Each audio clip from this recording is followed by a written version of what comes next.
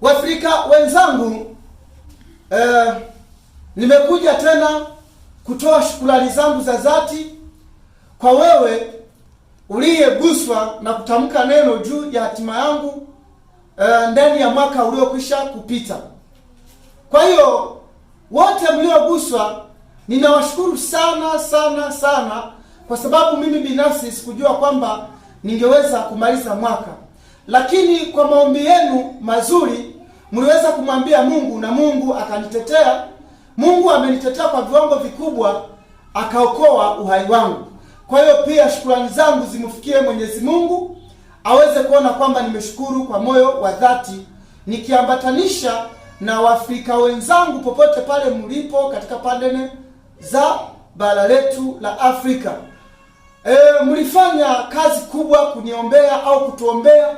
Kwa hiyo hatuna budi kuwashukuru. Mimi binafsi sikuweza kujua kwamba ningeweza kuona mwaka mwingine. Kwa ni jambo linalonishangaza mimi mwenyewe. Nikaona nisinyamaze kimya. Kwa nimeona ni vizuri nitamke hili neno ili muweze kulisikia kwamba nimefurahishwa na jinsi ambavyo mlikuwa karibu na mimi, mlikuwa pamoja na mimi. Kuna wengine mmeweza kunipigia simu mkiwa mbali sana. Kwa hiyo nilifurahi sana. Wengine sijajua kwamba namba mlizipateje, lakini nimeenjoy sana kusikia sauti zenu mpaka lugha zingine ambazo mimi sizielewi. Kwa hiyo nimefurahi sana. Kwa hiyo niwashukuru sana sana sana Waafrika popote pale mlipo. Tuendelee kushikamana, tuendelee kushikana mkono. Hayo naweza kusema ndio yale Mwenyezi Mungu aliyosema kwamba tupendane sisi kwa sisi. Maana yake palipo na upendo hakuna kinachoharibika.